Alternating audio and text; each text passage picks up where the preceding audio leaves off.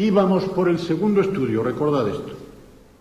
Segundo estudio que en el bosquejo tiene el título Experiencia gozosa de la vida cristiana y abarca dentro del capítulo primero los versículos 3 al 26. Punto primero, descanso en la promesa del pasado, que abarca los versículos 3 al 11. En este punto, un subpunto A, alabanza por el progreso, versículos 3 al 7. Anoche acabamos precisamente ahí. En el versículo 7 acabamos la exposición, de modo que ahora vamos al versículo 8. Y este subpunto B se titula Oración por la perfección. En otras palabras, Pablo, que daba gracias a Dios y que alababa a Dios por el progreso que había visto en la iglesia de Filipos, ahora está orando para que este progreso se perfeccione más y más y más y más.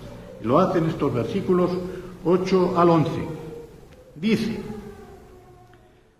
porque Dios me es testigo de cómo, voy a traducir al pie de la letra, de cómo os añoro.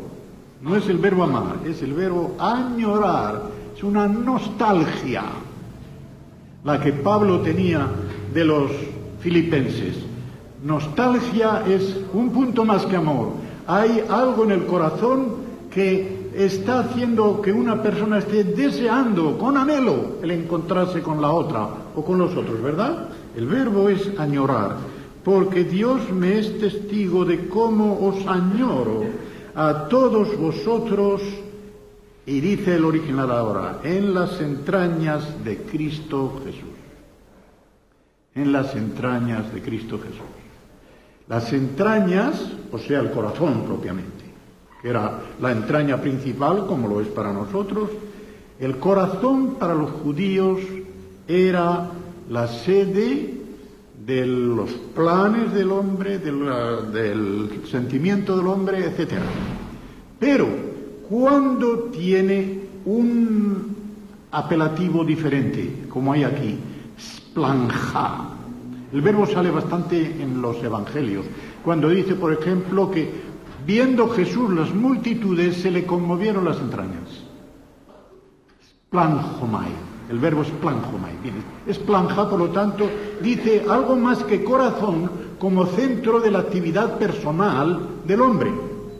Entraña ya quiere decir la sede no solamente de los planes del hombre, sino más aún de las emociones, de la vida emocional del hombre. Hay dos lugares en el Antiguo Testamento en que sale un verbo muy parecido y, claro, es en hebreo.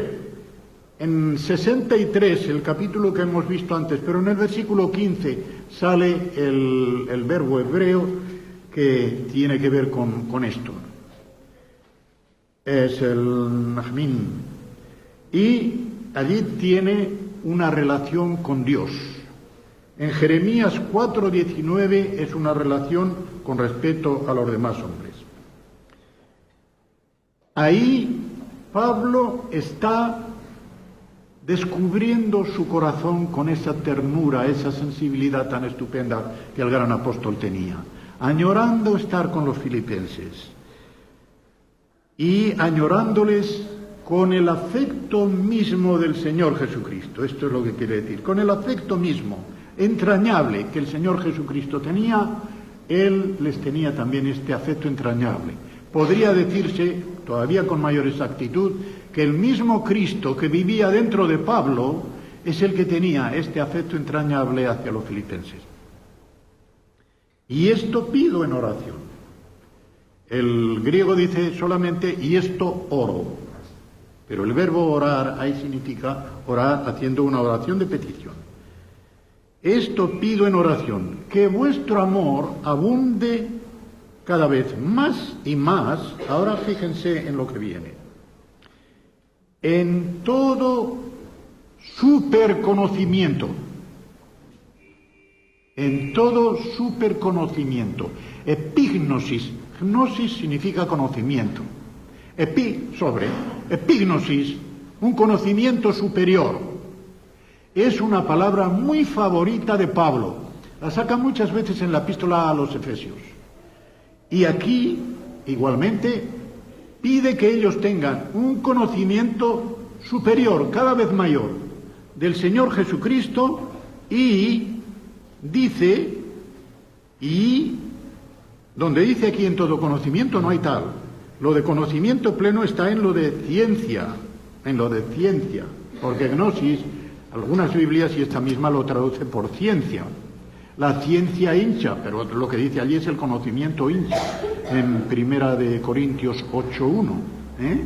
La ciencia, el conocimiento intelectual, engríe, hace que una persona, oh, cuánto sé, ¿verdad?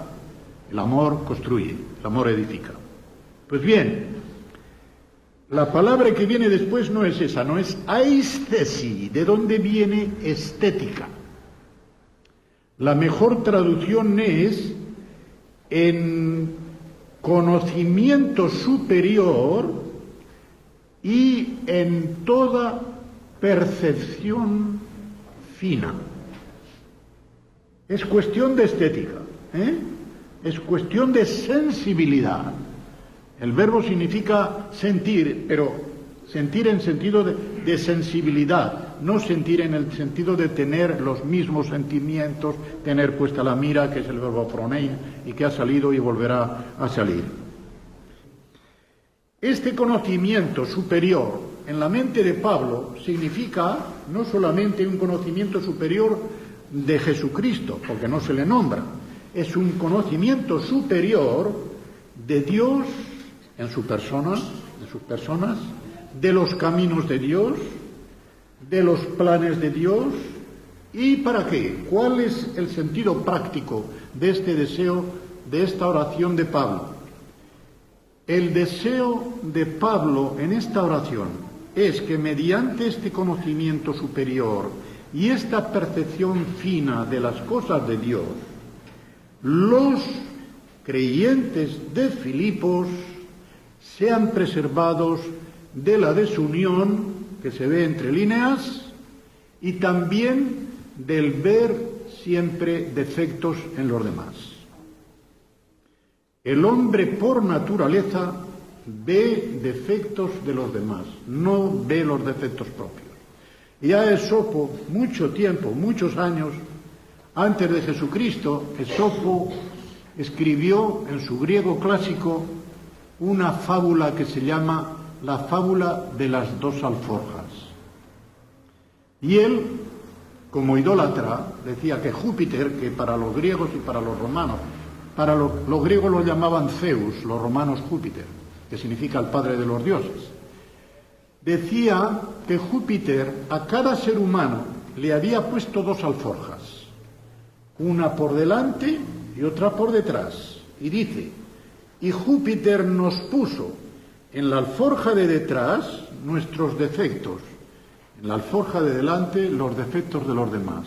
Y así que solo vemos la alforja que lleva los defectos ajenos y nunca vemos los defectos propios. Ya lo dijo Esopo bastante tiempo antes de Jesucristo, pero dijo una verdad tremenda. Estamos inclinados a ver los defectos ajenos. Más aún, la psicología profunda ha descubierto que ordinariamente proyectamos sobre los demás nuestros defectos propios.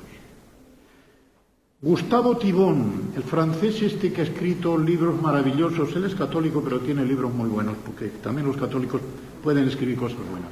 Y tiene uno, no recuerdo ahora en qué editorial, pero si lo encuentran, lo tomen, muy bueno, El pan de cada día. Y son pensamientos al estilo de los pensamientos de Pascal, de Blaise Pascal.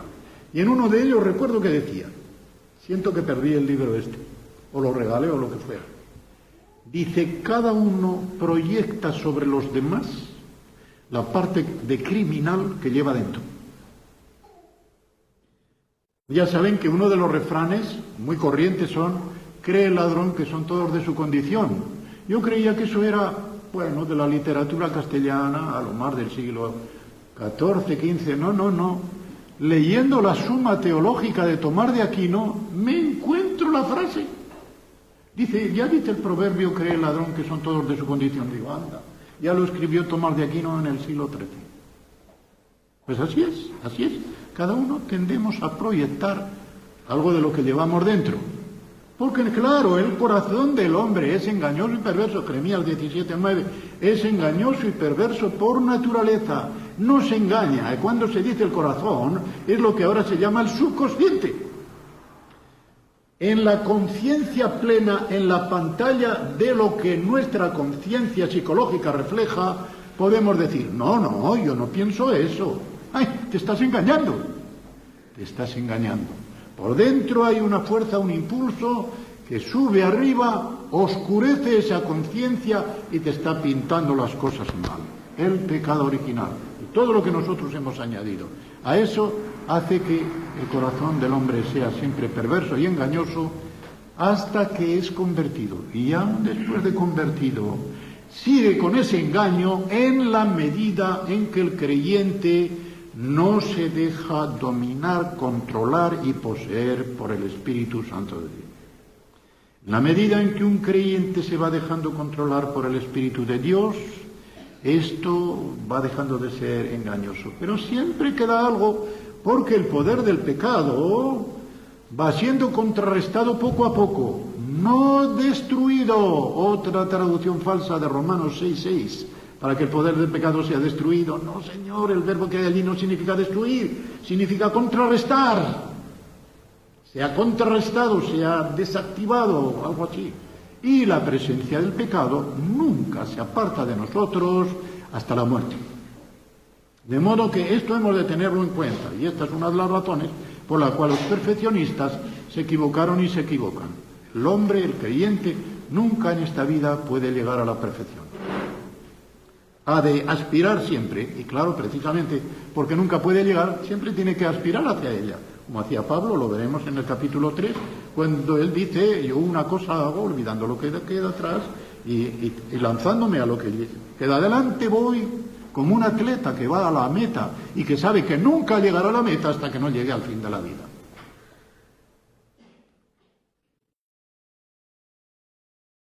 ¿Para qué? Dice él, ¿para qué? Esto pido en oración, que vuestro amor abunde. ¿Qué finalidad práctica tenía esta oración de Pablo? Para que aprobéis lo mejor, a fin de que seáis sinceros e irreprensibles para el día de Cristo. Voy a diluir, o mejor dicho, voy a detallar cada una de las palabras de este versículo porque es precioso. El verbo aprobar propiamente es probar, poner a prueba, para que pongáis a prueba todo y saber distinguir lo mejor, lo que tiene una diferencia superior, diáferon, de donde viene diferencia, ¿verdad? Diáferon en griego significa lo que se diferencia. Aquí tiene un matiz de diferenciarse en mejor, no en peor. Para que pongáis a prueba lo que tiene una mejor diferencia, a fin de que seáis sinceros. Sincero en griego son dos palabras. Quiero decir, se puede decir en dos palabras. Akeraios, asinkera. De modo que sincera quiere decir lo que dice. Sincera. La cera era aquello con lo que un mueble que no había quedado completamente perfecto o quedaba con algún agujerito o algo así, le ponían cera para que quedara llano y no se viese ningún defecto. De modo que sincero es el que no necesita cera con que tapar los defectos propios. Esto es sinceridad. Demostrarse como se es sin taparse. Pero el vocablo que hay aquí no es akeraios. Es eilikrineis. Vamos a verlo. Eilikrineis. Este verbo este adjetivo eilikrineis viene a indicar transparencia. De la misma manera que, por ejemplo, recuerdo ahora al vuelo, que Ramón de Campoamor en una de sus poesías dice que para un viejo toda joven tiene el pecho de cristal. Transparente. Pues bien, el ser transparente es ser sincero en el vocablo que Pablo usa aquí. Eilicrineis. Elion significa sol, brillante, que penetra ahí como por un cristal. Esto es lo que significa transparencia. Y irreprensible, aquí la palabra no es la que otras veces suele salir, apentono, cosas así, sino apróscopoi, sin, próscopo es escándalo, o piedra de tropiezo. Les voy a decir porque eso les puede resultar interesante. En la fraseología del Nuevo Testamento hay dos clases de tropiezo. Se tropieza cuando se encuentra, por ejemplo, uno con una piedra. Eso es lo que el griego llama skandalon, que traducimos por escándalo. Escándalo significa que hay que subir. Hay que subir. Hay una piedra, hay que subir. Y efectivamente, yo lo digo, es una cosa que parece chistosa, pero no lo es. A mí me ha pasado, y yo espero que, o creo que les habrá pasado a ustedes, por lo menos alguna vez. Sobre todo a los viejos nos pasa más todavía. Vamos así cansinos, a lo mejor tenemos que ir a un lugar y a pesar de que tenemos que llegar a tal hora, vamos cansinos. Pegamos un tropezón y empezamos a andar más deprisa. Esto tiene un aspecto práctico también, porque Dios nuestro Padre, cuando vamos por el camino de la vida espiritual de una manera cansina, permite o nos pone delante un tropiezo para que nos demos cuenta de la forma en que andamos y echemos a andar un poquito más deprisa. Ese es el escándalo. Pero el otro proscopón significa que hay un corte en el terreno. En vez de estar una cosa hacia arriba, está una cosa hacia abajo. Es una especie de sima. Eso también es un tropiezo, porque te caes abajo. Esto es lo que es proscopón. Pros, delante, copón, cortado. Copto, copón del verbo copto, cortar. Ahí está, cortado. Pues bien, el que hay aquí es aproscopón, sin tropiezo en que se haga caer a uno en la cima. Así tenemos que ser. Transparentes como el cristal y sin dar ningún tropiezo por el que otro hermano caiga en una cima. Esto es lo que quiere decir. Tiene una riqueza, el texto original tiene una riqueza que no hay traducción que lo pueda dar. De ahí la conveniencia, como dije ayer, lo vuelvo a repetir. Todo el que tenga tiempo y pueda dedicarse al estudio del original, sobre todo del Nuevo Testamento, al griego del Nuevo Testamento, porque le va a servir de una riqueza muy grande. Y dice, para el día de Cristo, que es lo mismo que en el versículo 6, es decir, con miras a ese día en que el Señor, con su tribunal, dará las recompensas en el arrebatamiento de la Iglesia.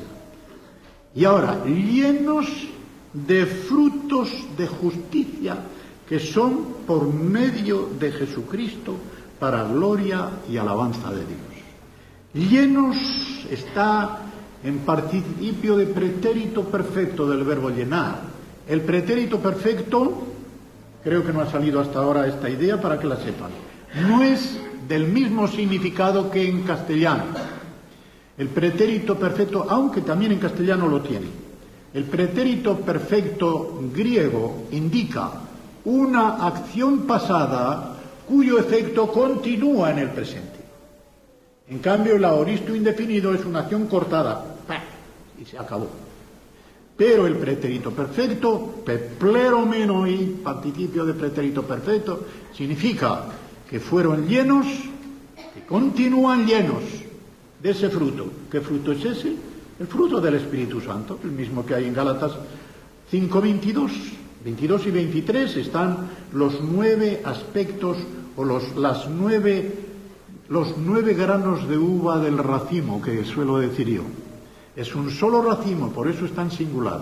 Las obras de la carne, muchas. Son muchas porque son destructoras. El fruto del Espíritu es edificante y es uno solo, pero es como un racimo que tiene 9 uvas, 9 granos de uva. Y los 9 crecen y maduran al mismo ritmo. Amor, gozo, paz, benignidad, bondad, fe, todos ellos van creciendo al mismo ritmo. De modo que uno puede ponerlo como termómetro y decir, ¿cómo va mi amor? Mi amor a los hermanos, mi amor a Dios. ¿Cómo va mi gozo? ¿Cómo va mi paz? ¿Qué tal va tu control? ¿Cómo te dominas? ¿Qué tal va tu humildad? ¿Qué tal va tu mansedumbre? ¿Qué tal va tu longanimidad? Los demás aspectos del fruto van paralelos, de modo que cada uno puede servir de termómetro para los demás. Si no tenemos mucho gozo, mucha paz, mucha tal, no podemos decir que tenemos mucho amor, porque van paralelos. Pues bien, ese es el fruto del Espíritu Santo. Y dice, por medio de Jesucristo, es decir, ¿qué se obtiene por medio del Señor Jesucristo? En otras palabras, por medio de la obra que Él llevó a cabo en el Calvario. Y, hermanos, para mí, no lo he visto en ningún comentario, para mí esta es la razón por la cual Pablo hace aquí una excepción y pone Jesús delante de Cristo. Porque Jesús nos da el aspecto sacerdotal del Señor. Cristo, el aspecto profético. Señor, el aspecto regio. Pues bien, Jesucristo, porque aquí lo que predomina es la idea sacerdotal, por la cual Él, como sumo sacerdote, ofreció el único sacrificio aceptable a Dios, siendo a la vez sacerdote y víctima de su sacrificio. Para mí esa es la razón por la cual aquí pone Jesucristo. Por medio de Él y en unión con Él se obtiene este fruto, porque este fruto, que es el fruto del Espíritu Santo, el Espíritu Santo es el Espíritu de Cristo. Cristo vive en nosotros no de una manera física. Él fue subido a los cielos, sentado a la diestra del Padre. Físicamente no está dentro de nosotros, pero está por medio de su Espíritu. De tal forma que en el capítulo 6 de 1 Corintios, el apóstol Pablo llega a decir, de la misma manera que el que se une con una mujer, allí dice una prostituta, pero está apelando a Génesis 2:24, en que es la institución del matrimonio. El que se une a una mujer se hace un cuerpo con ella, dice, pero el que se une con el Señor se hace un solo espíritu con Él. Porque el Señor es espíritu vivificante y vivifica por medio de su espíritu. Su espíritu, que es el Espíritu Santo. Entonces el Espíritu Santo, que es el Espíritu de Cristo, mora en nosotros y va haciendo en nosotros la imagen del Hijo de Dios. Va como artista dibujando, esculpiendo la imagen del primogénito, la imagen de Jesucristo, para que Él sea el primogénito entre muchos hermanos. De modo que en este sentido va por medio de Jesucristo y en unión con Él. Y todo ello siempre, siempre, siempre para gloria y alabanza de Dios, o sea, de Dios el Padre. Dios sin artículo, como les dije ayer, Dios con artículo y sin ninguna cualificación, es siempre, siempre Dios el Padre. Y así está en esta parte. ¿Perdón? Está sin artículo. Está sin artículo. Lo cual quiere decir que entra la Trinidad entera. Dios en su naturaleza, y como hay tres personas en Dios, no me había fijado que estaba sin artículo. Epainon teu. Pasamos a otra parte, que es el punto 2 de este estudio segundo. Descanso en el propósito del presente. Versículos 12 al 18. No he cerrado el paréntesis, para que no me equivoque otra vez. Su punto a pesar de sus cadenas.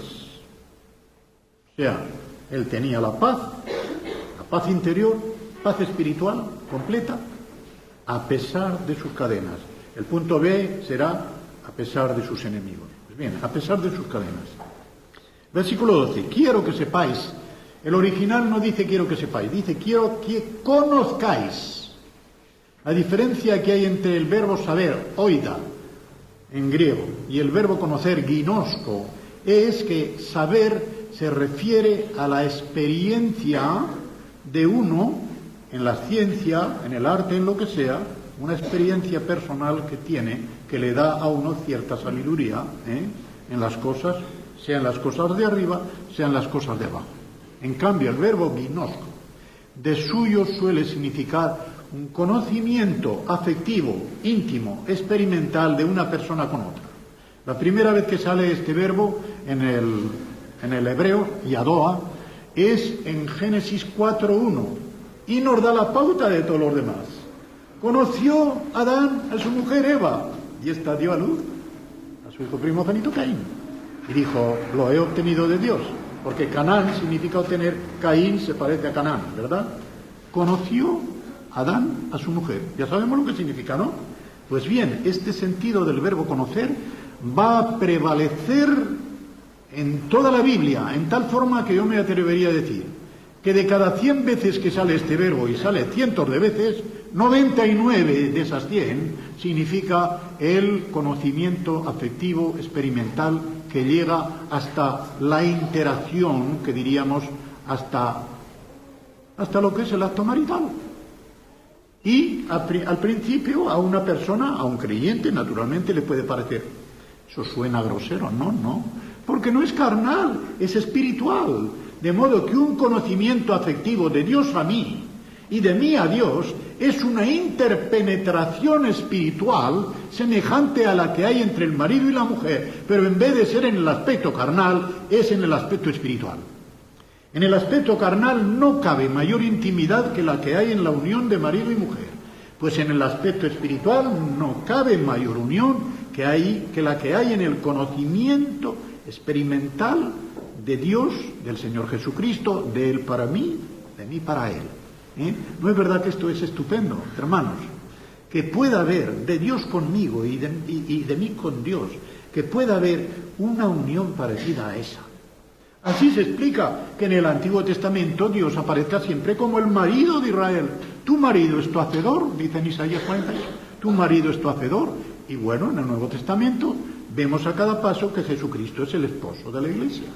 Y la Iglesia es su esposa, hasta ese punto de compenetración. Pero con una diferencia, con la diferencia, gracias a Dios, de que el esposo y ese esposo y esa cabeza da todo lo bueno que tiene a su esposa y a su cuerpo, pero no recibe nada malo de lo que tiene su cuerpo o su esposa.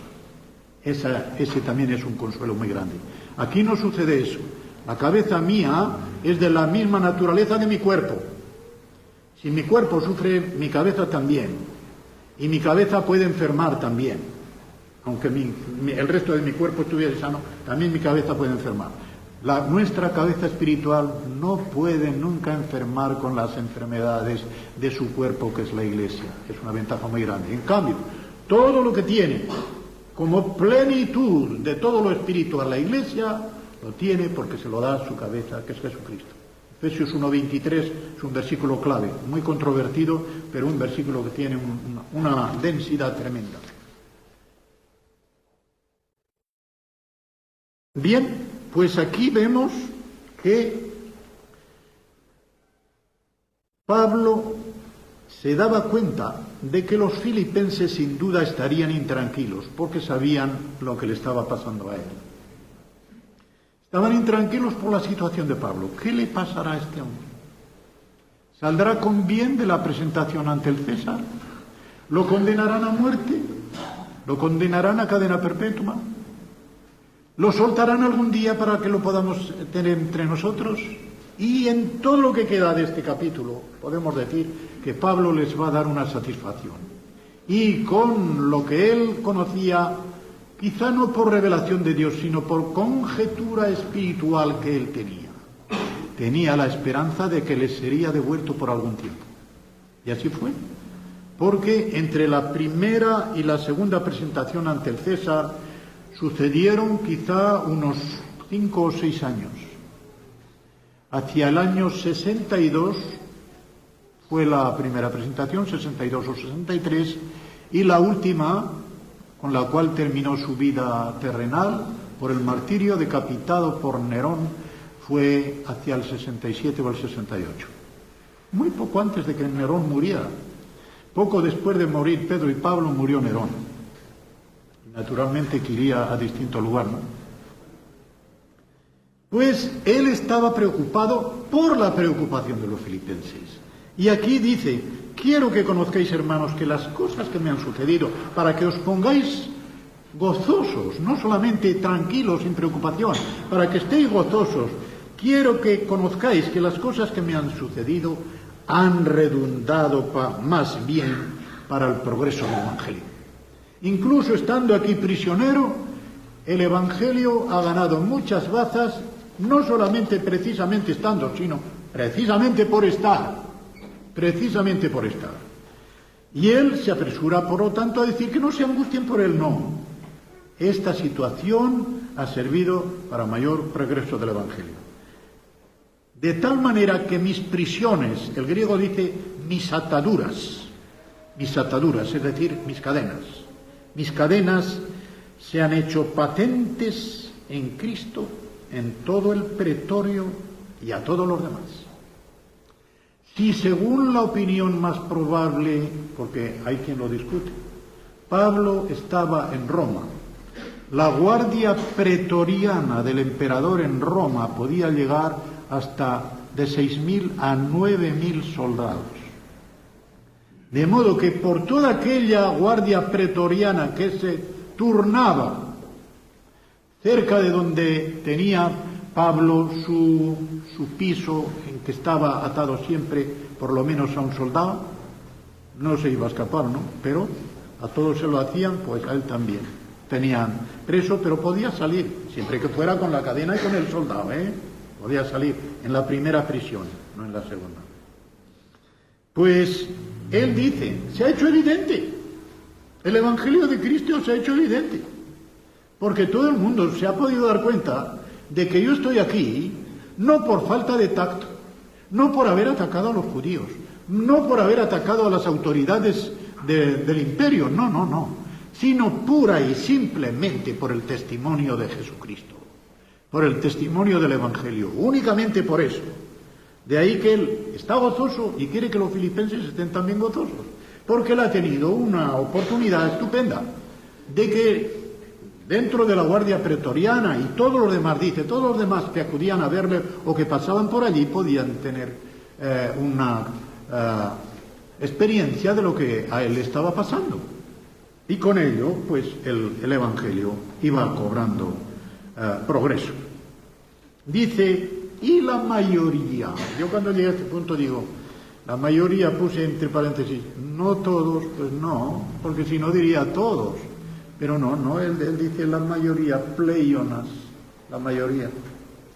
La mayoría de los hermanos, cual quiere decir que no todos los hermanos eran de la misma fidelidad con este apóstol.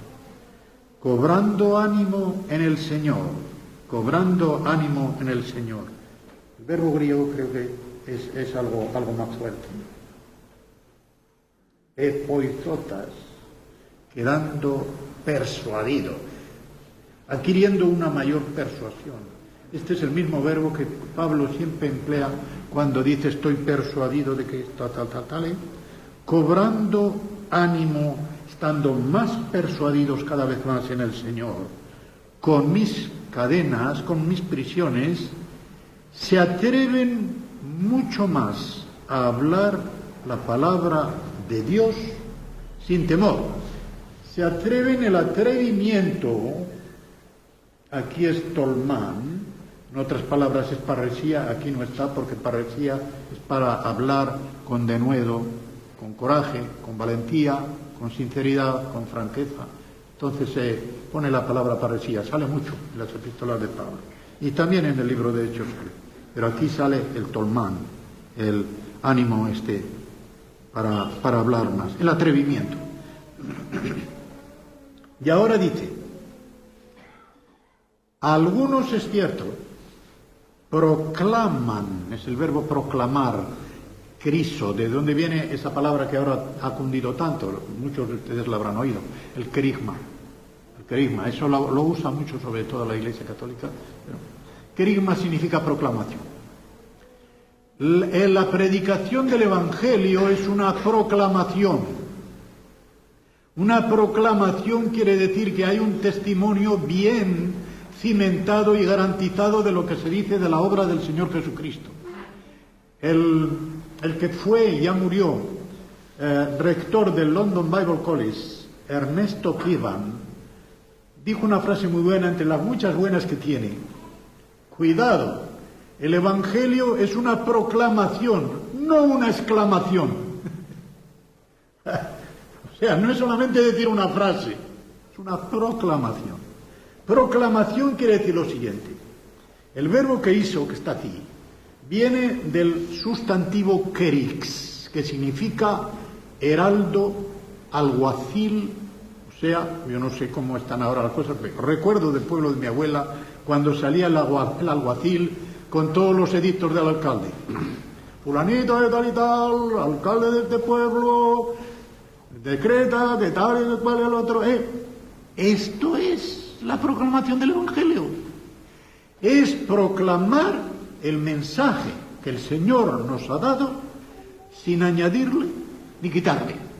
De la misma manera que un alguacil tiene que leer el edicto del alcalde o un embajador el telegrama de su gobierno. De la misma manera, sin añadirle ni quitarle. Esto es lo que significa kerisen. Por eso he dicho que el verbo verdadero es proclaman. Proclaman a Cristo, dice algunos, por envidia y contienda. Otros de buena voluntad. Es decir, que había algunos de los que estaban predicando el Evangelio. Cuidado, no dice que predicaron un Evangelio falso. No es como en Gálatas 1, de los versículos 6 al 9, cuando dice que no es que haya otro Evangelio, no es más que uno. Pero es que algunos están falsificando el Evangelio de Cristo. Dice, pero si a alguno, aunque sea un ángel del cielo, predicare otro Evangelio diferente o contrario al que yo os he proclamado, que sea anatema.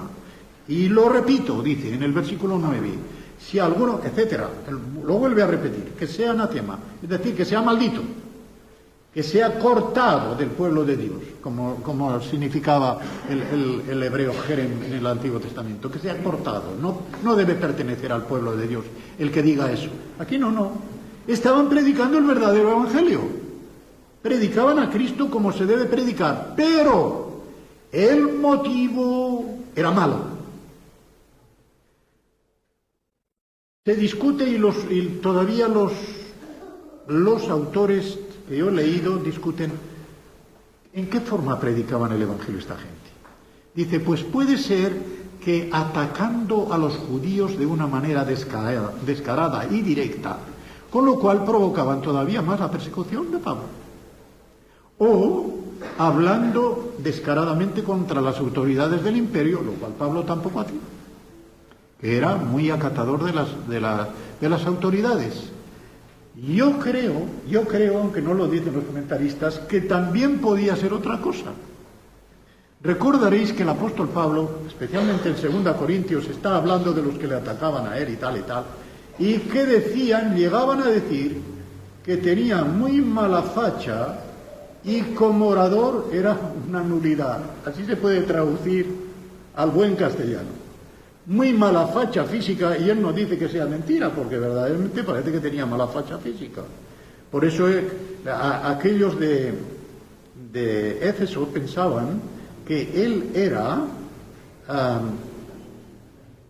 Hermes, el intérprete de los dioses, porque era el que hablaba. Y Bernabé, que por lo visto debía de ser más guapo, ese era Júpiter. Júpiter era Bernabé y Pablo era el que hablaba, el intérprete de los dioses.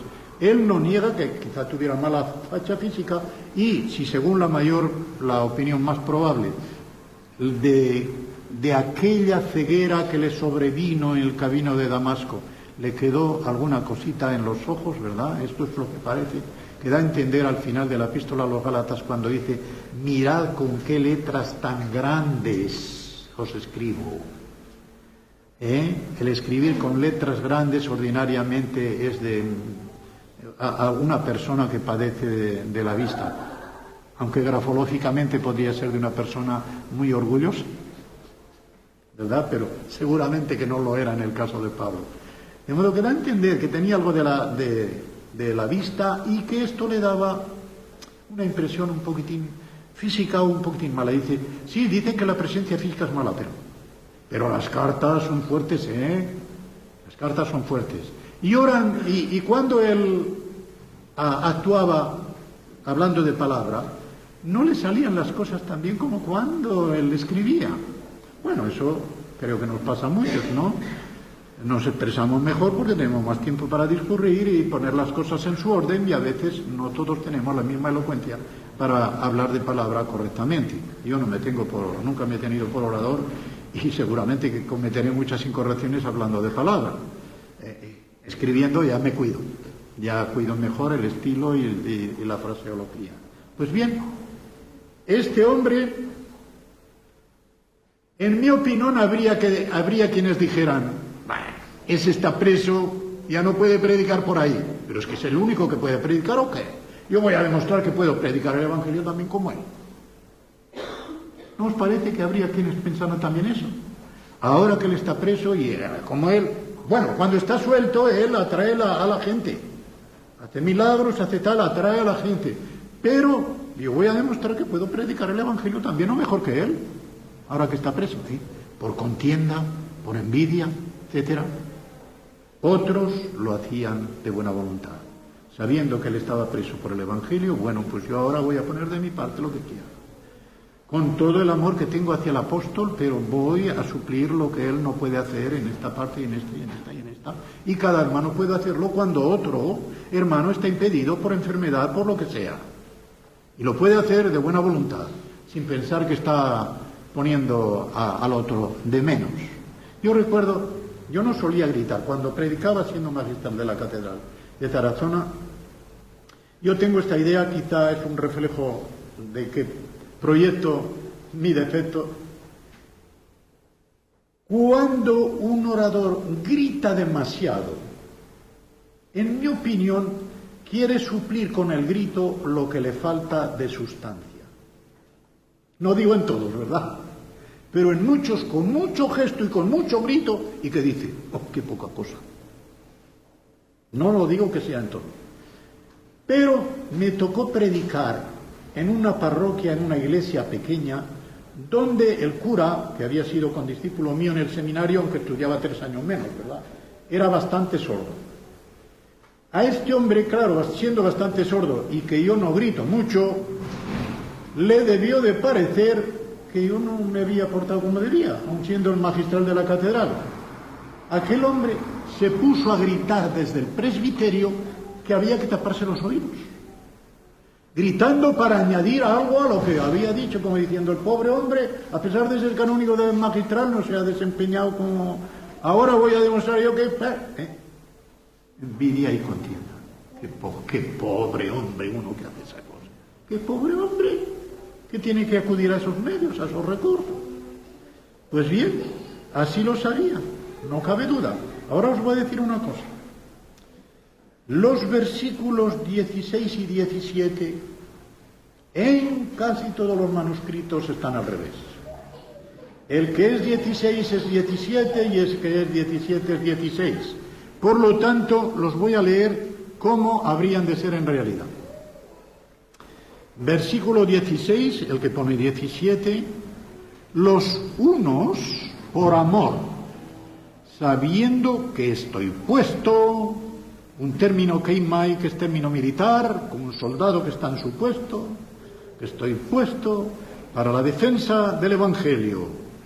Los otros, versículo 16, que debe ser el 17, anuncian a Cristo por contención, no sinceramente, pensando añadir aflicción. El griego dice fricción a mis cadenas. Recuerdo haber leído en un comentario que decía: las cadenas que Pablo llevaba incluso le podían levantar ampollas en las piernas, en los brazos, tal. Pues esta gente creía que todavía le iba a levantar más ampollas, predicando por contienda, predicando por envidia. Y dice: los unos lo hacen, sí, de buena voluntad. De buena voluntad porque saben que estoy aquí atado, pero estoy atado por el servicio del Evangelio. Pero los otros, nada. Los otros lo hacen pensando añadir aflicción a mis cadenas, a mis ataduras. Qué cosa más terrible. Así que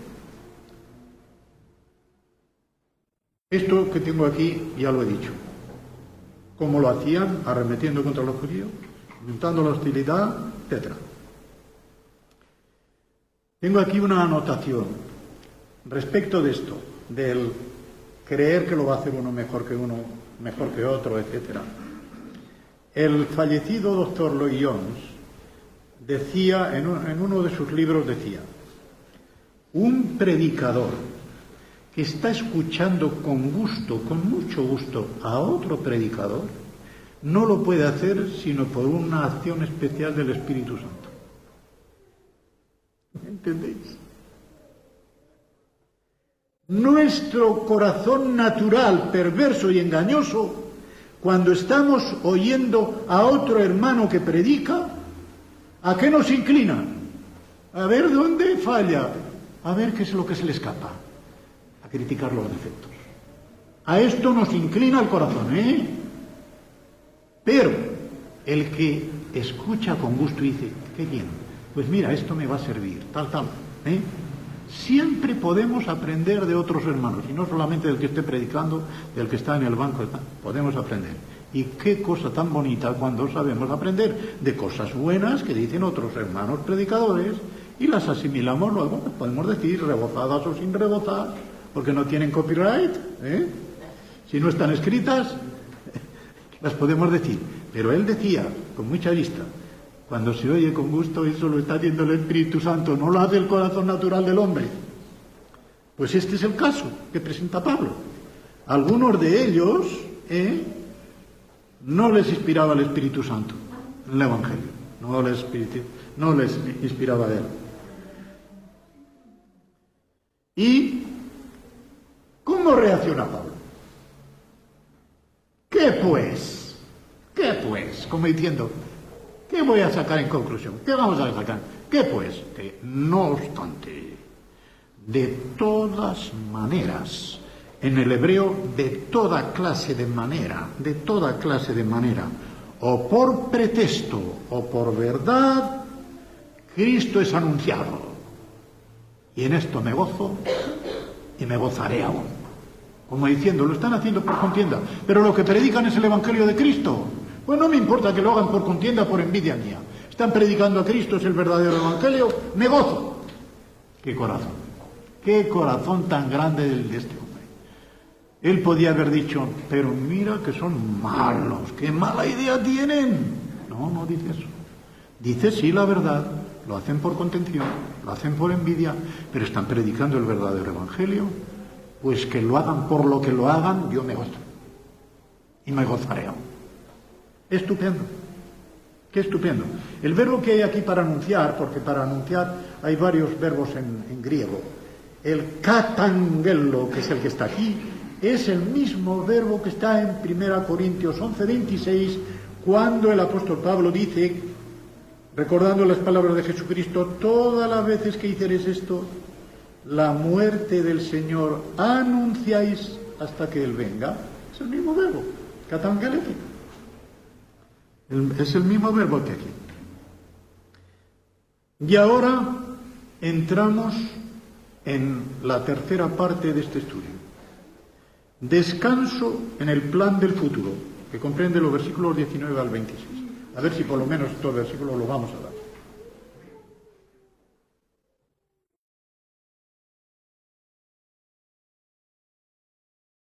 Primer subpunto, ambición de Pablo en vida o en muerte. Segundo, actitud de Pablo hacia la vida y hacia la muerte. Los versículos 19 y 20 dan esta ambición que tenía Pablo, tanto en vida como en muerte.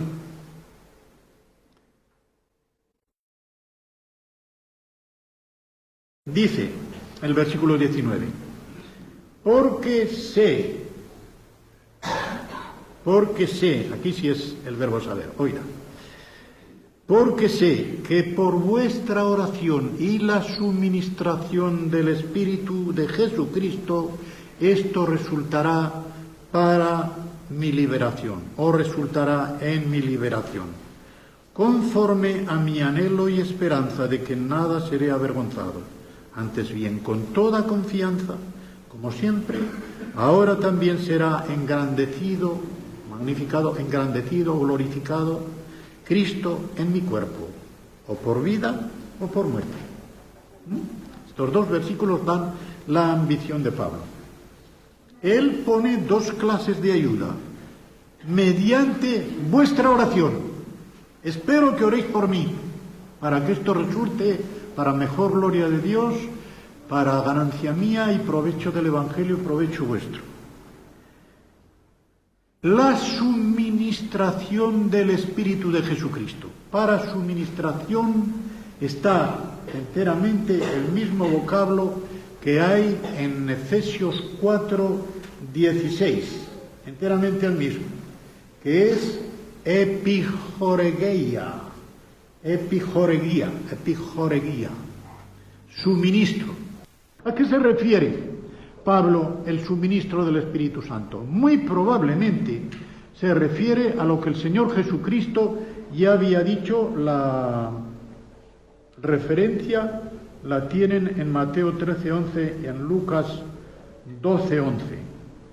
Cuando el Señor Jesucristo está hablando de que cuando os llevaren a los tribunales, no os preocupéis por lo que tenéis que decir ni hablar, porque el Espíritu Santo os pondrá, por decirlo así, en la boca las palabras que vais a decir. No sé si alguno de ustedes, hermanos, habrá oído lamentablemente aplicar este versículo.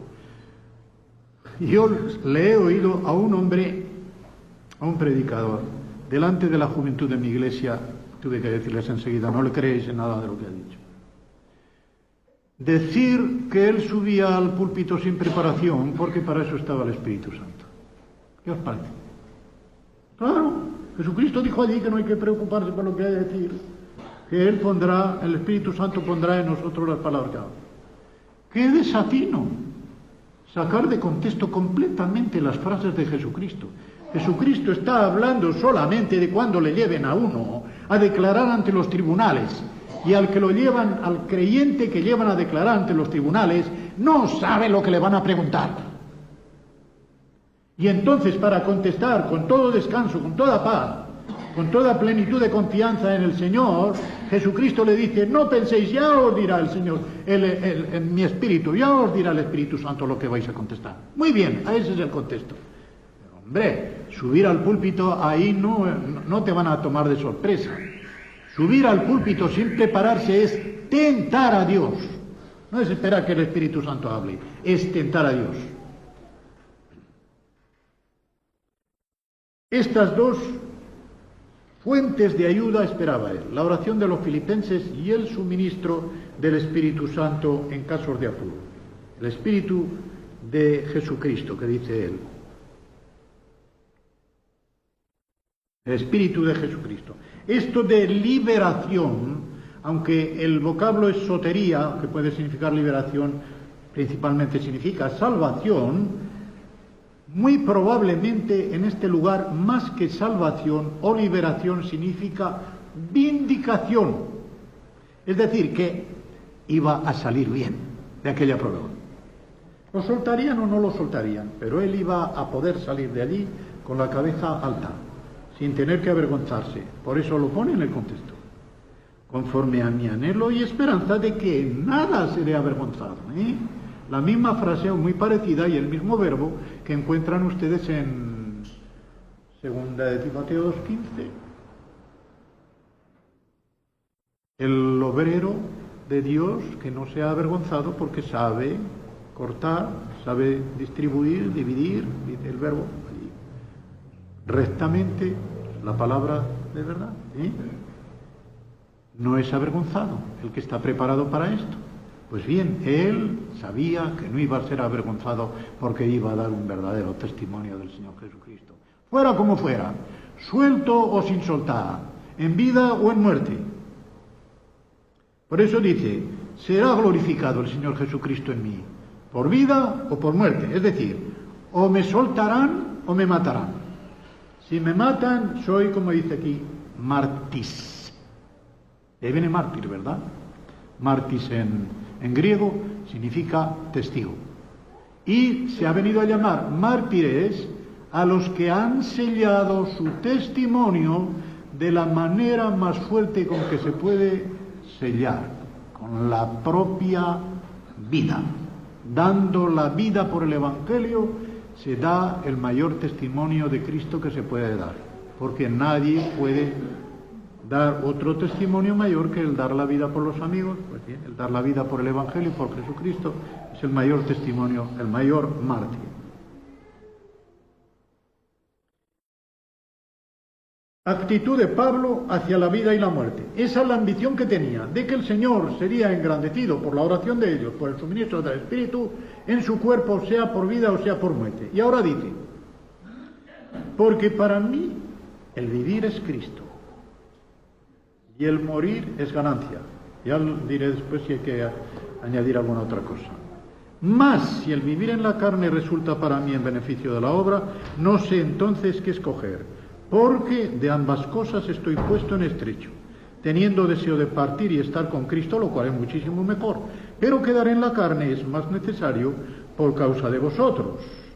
Y confiado en esto sé que quedaré, que aún permaneceré con todos vosotros para vuestro provecho y gozo de la fe, o sea, de una fe gozosa, gozo en la fe, para que abunde vuestra gloria de mí, vuestra jactancia, dice el original, de mí en Cristo Jesús, por mi presencia otra vez entre vosotros. Bien, he leído la porción porque es mejor así verla en todo su contexto.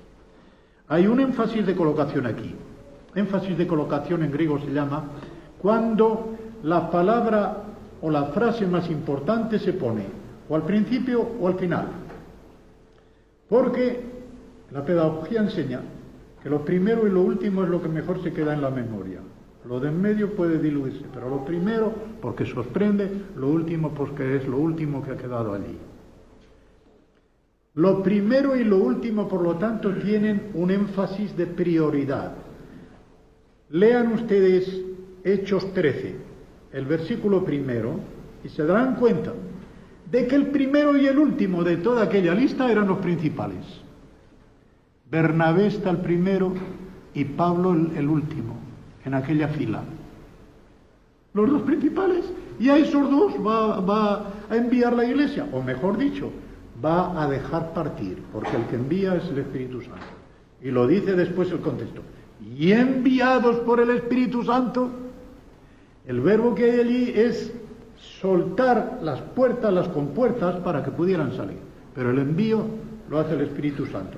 En primero y en último lugar los principales. Pues aquí, para mí, en primer lugar, como diciendo, en cuanto a lo que me toca, en cuanto a lo que a mí toca, el vivir es Cristo. Es decir, Cristo vive en mí. Yo no quiero sino vivir la vida de Cristo. Gálatas 2:20, juntamente con Cristo estoy crucificado y vivo, pero la vida que tengo en la carne es por la fe en el Señor Jesucristo, que me amó y se entregó a sí mismo por mí. Y como también el morir va a glorificar a Cristo, también es ganancia.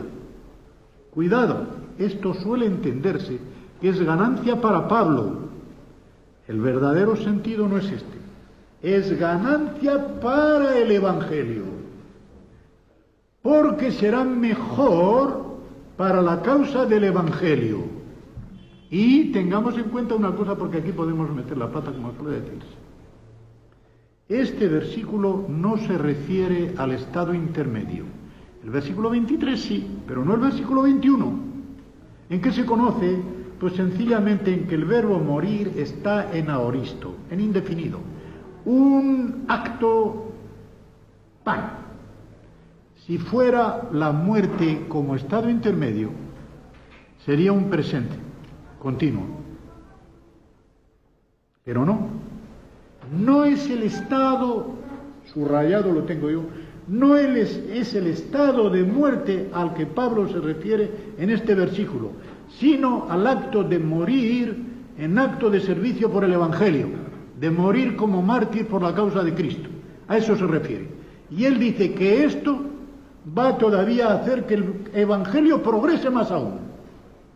porque con ese testimonio tan fuerte que él ha dado, hasta dar la vida por el Señor Jesucristo y por la causa del Evangelio, esto va a hacer que progrese todavía más el Evangelio. Tertuliano, escritor de la última parte del siglo III y de la primera del segundo y de la primera del tercero, escribió una frase lapidaria, como suele decirse, muchas de ellas eran lapidarias, no tanto como Agustín de Hipona, pero tenía alguna muy fuerte. Y estampó esta frase que la saben muchos: sanguis martyrum semen Christianorum. La digo en latín porque es gráfica y la voy a traducir. La sangre de los mártires es semilla de cristianos.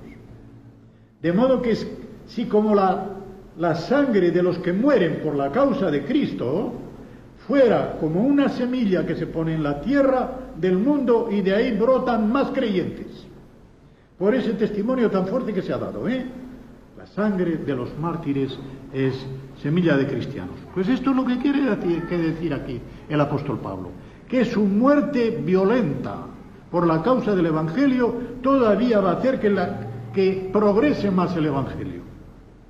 Y viene su perplejidad. No sé qué hacer. Dice, sí,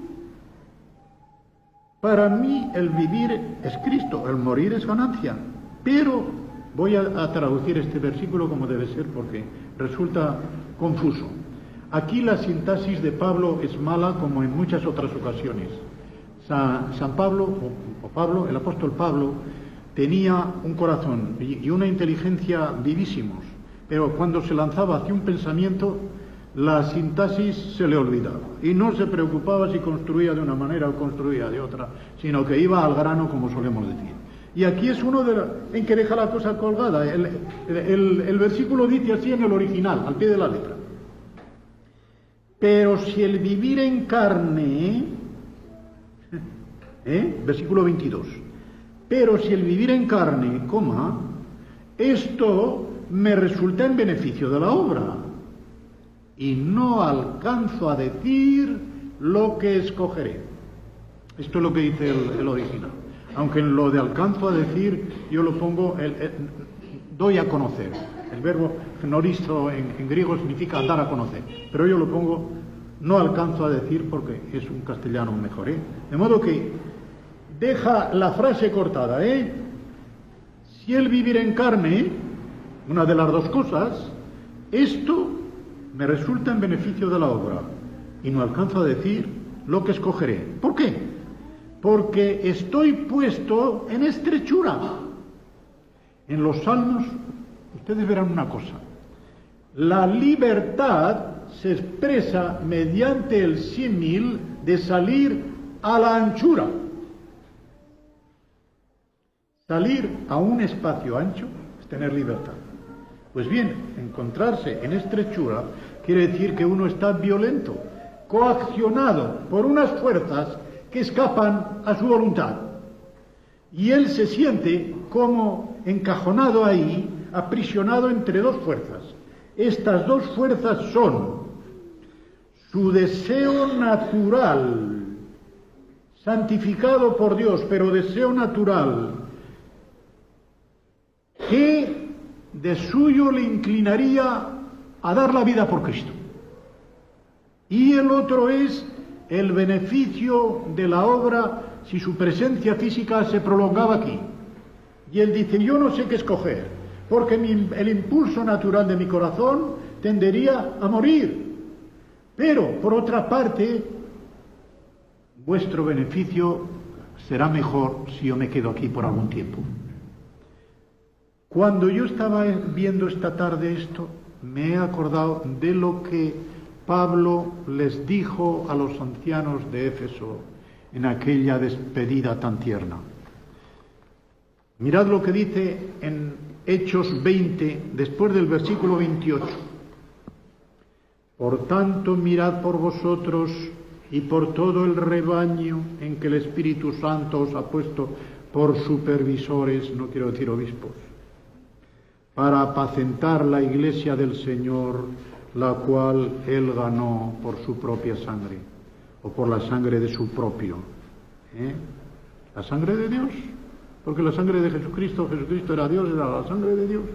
Y dice ahora, porque yo sé, tenía conjetura o algo más que conjetura, de que después de mi partida entrarán en medio de vosotros lobos rapaces que no perdonarán al rebaño, y de vosotros mismos se levantarán hombres que hablen cosas perversas para arrastrar tras sí a los discípulos. Por tanto, velad acordándoos que por 3 años de noche y de día no he cesado de amonestar con lágrimas a cada uno.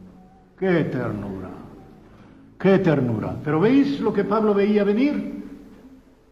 Si eso lo unimos aquí, él se da cuenta, sabe perfectamente que su presencia va a ser necesaria todavía algunos años.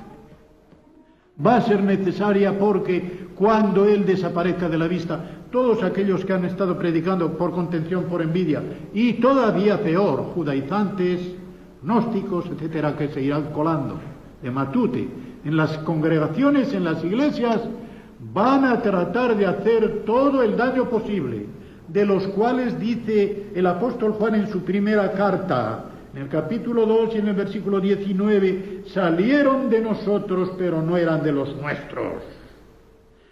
Yo lo traduzco así mejor que diciendo de nosotros. Salieron de nosotros, pero no eran de los nuestros, porque si hubieran sido de los nuestros, hubieran permanecido con nosotros. Pero salieron precisamente para que se manifestara que no todos son de los nuestros. Falsos profesantes que se meten de Matute en las iglesias, pero allí lo grave era que no solamente se habían metido de Matute en la congregación, sino que habían subido al púlpito y se arrogaban el papel de maestro en la congregación. Maestros falsos. Maestros falsos. Qué terrible. Bueno, se puede dar ahora. Ojalá no se diese, ¿verdad? Ojalá no se diese. Pero solamente el Señor sabe quiénes son los suyos. Cada uno podrá, si examina su conciencia, saberlo. Pero nosotros no lo sabemos. Y desgraciadamente hay también inconversos que suben al púlpito. Desgraciadamente. Ojalá no ocurriera. Pero va ocurriendo y va ocurriendo cada vez más. Qué desgracia. Ya no digo, claro, en iglesias que se van desviando completamente del Señor. No sé, yo creo que aquí quizá no sea tanto. En Inglaterra, hermanos, es una catástrofe. 13 iglesias hay en el pueblo de 17.000 habitantes donde nosotros nos congregamos. A 4 kilómetros de donde vivimos es la iglesia más cercana, porque donde vivimos hay 4, mejor dicho hay 3, pero que se unen con la católico-romana del lugar a donde vamos. Hay una iglesia católico-romana en todo el ámbito aquel. Pues con esa iglesia católico-romana ecuménicamente están unidas la iglesia bautista, la anglicana y la metodista de Backwell, donde nosotros vivimos, y por lo tanto a ninguna de ellas vamos. Y en Neilsia, donde vamos, que ya es algo mayor, hay 13 iglesias y solamente la nuestra es de fiar. Las otras 12 implicadas en el movimiento ecuménico con la iglesia católico-romana de un franciscano que está allí. ¿Qué os parece? Así está, así está. Es una cosa catastrófica y según nosotros creemos firmemente en mi familia, es un adelanto de la apostasía última final. La iglesia apóstata, para mí, y no quiero ofender a nadie, según Apocalipsis 17, donde tiene su centro. ¿Cuál es la ciudad de las 7 colinas? ¿Quién es el que levanta un cáliz vestido de púrpura, lleno de abominación? No quiero decir más, ¿verdad? ¿Se entiende? Ahí para mí va a estar la cabeza de todo el movimiento ecuménico y apóstata de la religión falsa. Y lo predijo ya el Señor Jesucristo, que la fe se enfriará. Mejor dicho, el amor se enfriará. Y cuando el Hijo del Hombre venga a la tierra, encontrará fe. Como diciendo, va a escasear, va a escasear. Hermanos, tenemos que estar muy sobre aviso. Las cosas se están poniendo muy mal. Yo no conozco tanto de España, mejor dicho, sí conozco pero en el círculo en que movía, gracias a Dios, no había de esta cosa. Y espero que en todas las asambleas no haya quien piense en cosas de estas, de ecumenismo ni cosa que se le parezca. De modo que esta es la perplejidad que tenía. Quiero terminar, aunque ya voy 5 minutos más de lo que quería. El apóstol, siempre con este corazón tan generoso, sabe lo que va a pasar cuando él desaparezca físicamente de esta tierra, y con toda esa generosidad de su corazón, que él querría partir y estar con Cristo. Pero no. Dice, lo cual es mucho más mejor, dice el griego, con una sintaxis falsa, pero he leído en alguna parte que incluso en los clásicos se encuentra alguna vez esta falsa fraseología. Mucho más mejor. Él quiere enfatizar esto, que el estar con Cristo es mucho más mejor. Y, por supuesto, estar con Cristo después de haber muerto en la carne. O como dice en 2 Corintios 5, en los versículos 6, 7 y 8, donde se ve más claro, ausente del cuerpo, presente al Señor. Ausente de este hogar terreno para estar presente en el hogar celestial. Porque cuando se está ausente del hogar celestial es cuando se está presente en este cuerpo terrenal. Ahí está la alternativa, y Pablo sabe que para él muchísimo mejor sería el partir y el estar con Cristo. ¡Qué estupendo! Un hombre que toda su ambición la tenía el asir a Cristo, el encontrarse con Él, el abrazarse con Él. ¿Qué más quería él? Que partir, que morir y estar con Cristo. Pero con esa generosidad que le caracterizaba, aunque sea mucho más peor para mí, en vez de ser mucho más mejor, el Señor me ha dicho que me quedaré. Me quedaré porque me necesitáis. Y no lo decía por orgullo. Me quedaré. Sabe que su vida, tengo yo aquí, pesa en la balanza más que su muerte. Y por lo tanto, por ser necesario para los creyentes, él quiere quedarse. Y tiene cierta seguridad de que Dios le va a permitir algún tiempo más de vida para progreso espiritual y aumento de gozo en la fe de aquellos a quienes está escribiendo. Esto es lo que significa. Confiado en esto sé que quedaré y que aún permaneceré con todos vosotros para vuestro provecho y aumento de gozo en la fe. Y con Gálatas 1:24, que es donde dice que estoy completando lo que falta a las aflicciones de los padecimientos de Cristo por su iglesia, por su cuerpo, que es la iglesia, es Cristo el que padece en él y el que en él está extendiendo, por decirlo así, su obra de aplicación del fruto de la cruz. Él también quiere permanecer con todos ellos para que abunde su gloria. ¿En qué consiste esta gloria? Gloria en Pablo, gloria, jactancia para ellos mismos, no es ninguna de esas. Es una exultación, por decirlo así. El verbo exultar, que es latino, está compuesto de la preposición es y saltar, significa saltar de gozo. Aunque decimos exultar de gozo, es una albarda sobre albarda, como suele decirse. Exultar significa saltar de gozo. Y él sabía que saltarían de gozo ellos, con que Pablo se quedase con ellos, su presencia otra vez entre vosotros. Pero esta exultación es en Cristo Jesús. En otras palabras, ellos se daban cuenta de que al ver que el fundador humano de su iglesia había promovido el progreso del Evangelio, incluso en prisión, y sobre todo al haber sido soltado de la prisión y poder estar otra vez con ellos, se jactan no en sí mismos, ni siquiera se jactan en Pablo, se jactan en una especie de explosión de acción de gracias a Dios que había sido tan generoso para ellos como para preservarles aún durante algún tiempo en vida aquel gran apóstol que había sido el fundador de la Iglesia, el que con tanto cariño los había criado espiritualmente, el que con tanto cariño añoraba otra vez verlos y el que tenía conjetura o más conjetura de parte de Dios, más que conjetura de parte de Dios, que por algún tiempo les iba a ser todavía preservado para que les siguiera edificando en la fe. ¡Qué alegría para ellos! Y él tiene una alegría tan grande y mayor que la de ellos, a pesar de que sabe muy bien que el estar con Jesucristo sería para él un beneficio mucho más mejor, como él dice. Ojalá, ¿verdad, hermanos?, que estos sentimientos del apóstol Pablo estuvieran en el corazón de cada uno de nosotros. ¿Cómo progresaría el Evangelio? Si cada hijo de Dios, si cada hija de Dios tuviéramos estos sentimientos en nuestro corazón, como los que había en el apóstol Pablo, el Evangelio progresaría. ¿Qué diría el apóstol Pablo si después de 20 siglos se presentara y dijera, pero todavía está el Evangelio así?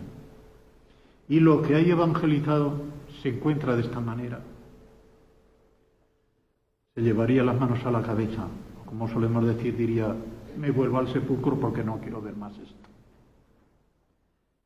Nuestra gran responsabilidad, viendo lo que el apóstol Pablo sentía en su corazón, es tener estos mismos sentimientos, como dice él después en el capítulo 2, los mismos sentimientos que hubo en el Señor, en Cristo Jesús, no solamente con humildad, con mansedumbre, sino para salir, a que el Evangelio progrese.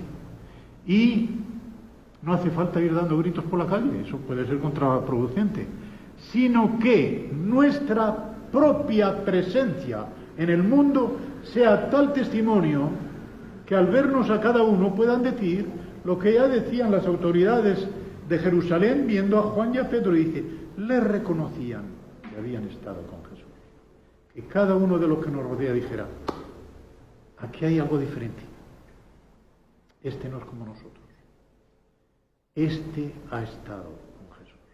Que el Señor nos bendiga, que de cada uno de nosotros pueda decirse lo mismo. No para gloria nuestra, sino únicamente para gloria suya, alabanza de Dios y expansión del Evangelio de Cristo.